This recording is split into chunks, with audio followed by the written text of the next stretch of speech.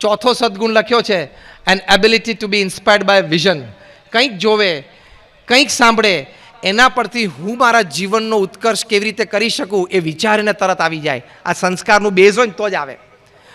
પાંચમો સદગુણ લખ્યો છે an ability to see connection between diverse things. Diagonally 180 degree opposite વસ્તુઓની વચ્ચે પણ એ વ્યક્તિ સંસ્કારિત હોય ને એને કનેક્શન દેખાય. ખાલી શિક્ષણ અને નોલેજ હોય ને તો કનેક્શન ન દેખાય. જેમ પ્રમુખ સ્વામી મહારાજને રાજકોટમાં એક પત્રકારે પ્રશ્ન પૂછેલો કે કર્મનો નાશ થઈ શકે? બૌદ્ધ દુનિયા એવું માને છે કે કર્મનો નાશ થાય નહીં, આપણે કર્મ ખપાવવા પડે. પ્રમુખ સ્વામી મહારાજે ત્વરિત ઉત્તર આપ્યો, હા થઈ શકે. પત્રકારશ્રીએ પૂછ્યું કે કેવી રીતે? પ્રમુખ સ્વામી મહારાજ બોલ્યા કે ભગવાનની ભક્તિ અને ઉપાસનાથી કર્મનો નાશ થઈ શકે છે. નહીં તો આ બંને ડાયવર્સિફાઈડ આપણને દેખાય. અત્યારે ઘણા બધા કર્મઠ સમાજ સેવકો છે એમ જ માને છે કે શ્રીમદ ભગવદ્ ગીતામાં અમને કર્મ જે શીખવાડ્યું છે એ પ્રમાણે અમે કરીએ છીએ, કર્મયોગને માનીએ છીએ. પણ જ્ઞાનયોગ ને ભક્તિયોગ પણ છે. કર્મયોગ છે એ પ્રવૃત્તિ છે, પણ એ કર્મયોગ સંસ્કારિત રીતે થાય એની માટે ભક્તિયોગ અને જ્ઞાનયોગ છે, એની પુષ્ટિ માટે છે. એટલે ત્રણેય જોઈએ, કર્મયોગ પણ જોઈએ, જ્ઞાનયોગ પણ જોઈએ, ભક્તિયોગ પણ, તો પૂર્ણ સંસ્કાર કહેવાય. છઠ્ઠી વાત લખી છે an ability to cause as little harm as possible. આ પણ મોટા સંસ્કાર છે કે મારા વાણી વર્તન, મારા વિચારો, મારા લખાણથી, મારા એક્સપ્રેશન્સ અભિવ્યક્તિથી, મારા એટીટ્યુડ્સ અભિગમથી વ્યક્તિને, સમાજને, કુદરતને, વાતાવરણને, સનાતન મૂલ્યો, સનાતન ધર્મના સિદ્ધાંતોને કોઈ પણ જાતનું નુકસાન પહોંચવું જોઈએ નહીં. આનું જે જાણપણું એ સંસ્કાર કહેવાય. સાતમી વાત લખી છે an ability to ask and probe fundamental questions of life. જીવનના જે મૂળભૂત પ્રશ્નો છે એ સારી રીતે પૂછી શકે, સમજી શકે અને એના જે સનાતન શાસ્ત્રોમાં ઉત્તરો છે એ ઉત્તરો પ્રમાણે જીવન ઘડી શકે. અને છેલ્લા સદગુણની વાત લખી છે an ability to work against a convention. એટલે કે માન્યતા અને ઢાંચાની વિરુદ્ધ જઈને પણ એ પોતે કાર્ય કરી શકે, કારણ કે એની પાછળનું એનું ચાલક બળ શું છે કે મારું કાર્ય સત્ય છે, મારે લોકોને સાચી વાત આપી છે, તો ભલે માન્યતા અને ઢાંચો મારી વિરુદ્ધમાં હોય તો પણ હું સામે પૂરે તરીને આ કાર્ય કરીશ, કારણ કે મારે સમાજને સારું આપવું છે. યોગીજી મહારાજનો સંકલ્પ હતો કે દિલ્હીમાં યમુના નદીના કિનારે ભવ્ય ભગવાન સ્વામિનારાયણનું ધામ કરવું છે અને લોકોને સંસ્કારિત કરવા છે. 1967-68ની આ વાત પ્રમુખ સ્વામી મહારાજે આ વાત હૃદયસ્થ કરી.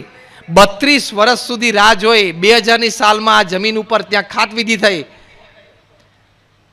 એ વખતે અને અત્યારે પણ દિલ્હી જેવા શહેરમાં યમુના નદીના કિનારે 110 એકર જગ્યા એટલે શું? આ કોમ્બિનેશન સાંભળે ને, દિલ્હી, યમુનાનો કિનારો અને 110 એકર જગ્યા, આ ત્રણ સાંભળે ને તો ચક્કર આવી જાય. અને તમારા શહેરના સૌથી મોટા બિલ્ડરને આ ત્રણ વસ્તુ ભેટમાં આપી દો કે જ્યાં તને દિલ્હીમાં યમુના કિનારેના 110 એકર જગ્યા આપી, એટલે એની મૂંઝવણ શરૂ થઈ જાય. કરવું શું આનું? એક ઢાંચો અને મર્યાદા, એક વ્યવસ્થા. પ્રમુખ સ્વામી મહારાજની ઉંમર એ વખતે 80 વર્ષની. દિલ્હી અક્ષરધામનું ખાતમુહૂર્ત કર્યું ત્યારે પ્રમુખ સ્વામી મહારાજની ઉંમર 80 વર્ષની. 2005માં જ્યારે ઉદ્ઘાટિત કર્યું ત્યારે 85 વર્ષની.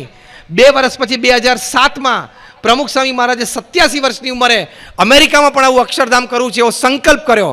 What an effort two work against a convention. લોકો કે અમેરિકામાં આવડું મોટું અક્ષરધામ કરવું છે, નક્કી કર્યું છે, કરવું છે. એટલે જે સંસ્કારિત વ્યક્તિ હોય, જેનામાં આધ્યાત્મિક મૂલ્યોની તાકાત હોય, આપણે પ્રમુખ સ્વામી મહારાજની વાત કરીએ છીએ, એ વ્યક્તિ ઢાંચા અને માન્યતાઓ એની વિરુદ્ધ જઈને પણ એ કાર્ય કરે. વિરુદ્ધ જવાનો હેતુ શું છે? કોઈ અયોગ્ય હેતુ નથી, પણ પોતે સત્યનિષ્ઠ છે, સાચું કામ કરીને સાચી વાત સમાજને આપી છે, એ વિચારનું જે બળ હોય ને એના આધારે કોઈ માન્યતાની વિરુદ્ધ જઈને પણ એ કામ કરી શકે. તો આ બધા સંસ્કાર છે. તો આવા અનેક પ્રકારના સંસ્કાર સંબંધી આપણે વાત સમજ્યા. આજે ભગવાન સ્વામિનારાયણના ચરણોમાં અમે પ્રાર્થના કરીએ છીએ. ગુરુહરિ બ્રહ્મ સ્વરૂપ પ્રમુખ સ્વામી મહારાજ જેમનો જન્મ શતાબ્દી મહોત્સવ એ અમદાવાદમાં ઉજવાનાર છે. ત્યાં આપ સૌ સહપરિવાર પધારજો. તારીખ યાદ રાખજો, 15 ડિસેમ્બરથી 13 જાન્યુઆરી સુધીમાં. હજી વિશેષ એની ઘોષણાઓ થશે શહેરમાં, પણ ચોક્કસ સહપરિવાર પધારજો. I can definitely give you a gentleman's promise કે by visiting the Pramukh Swami Maharaj Nagar in December, you and your family will be one step ahead than where you are. પ્રમુખ સ્વામી મહારાજ નગરમાં તમે ડિસેમ્બરમાં આવશો એટલે તમે ને તમારા પરિવાર જ્યાં છો ત્યાંથી સંસ્કારની દ્રષ્ટિએ એક પગલું આગળ વધી જ શકશો એની ગેરંટી અમે સંતો અત્યારે તમને આપીએ છીએ. એમના ચરણોમાં પ્રાર્થના છે અને પ્રગટ ગુરુહરિ પ્રગટ બ્રહ્મ સ્વરૂપ પરમ પૂજ્ય મહંત સ્વામી મહારાજના ચરણોમાં પ્રાર્થના છે કે એ એમના આશીર્વાદ અને કૃપા આપણા સૌ પર રહે. અને આજે એ પણ પ્રાર્થના કે આ BAPS વિદ્યા મંદિર જુનાગઢથી જે વિદ્યાર્થીઓ ભણે એ બધાને શિક્ષણ પણ ઉત્તમ પ્રાપ્ત થાય, દેશના આદર્શ નાગરિક બને અને સંસ્કાર પણ એવા પ્રાપ્ત થાય. આપણે smart professional, perfect family man, great human being and an ideal devotee of God, આ ચારે ચારનું સ્વરૂપ આપણા સંતાનોને આપવાનું છે. એટલે શું? સ્માર્ટ પ્રોફેશનલ, શિક્ષણમાં ઉત્તમ, આદર્શ પરિવારનો સભ્ય, ગ્રેટ હ્યુમન બિંગ એટલે એક શ્રેષ્ઠ માણસ, માનવ, દેશનો નાગરિક, અને આદર્શ ભગવાનનો ભક્ત.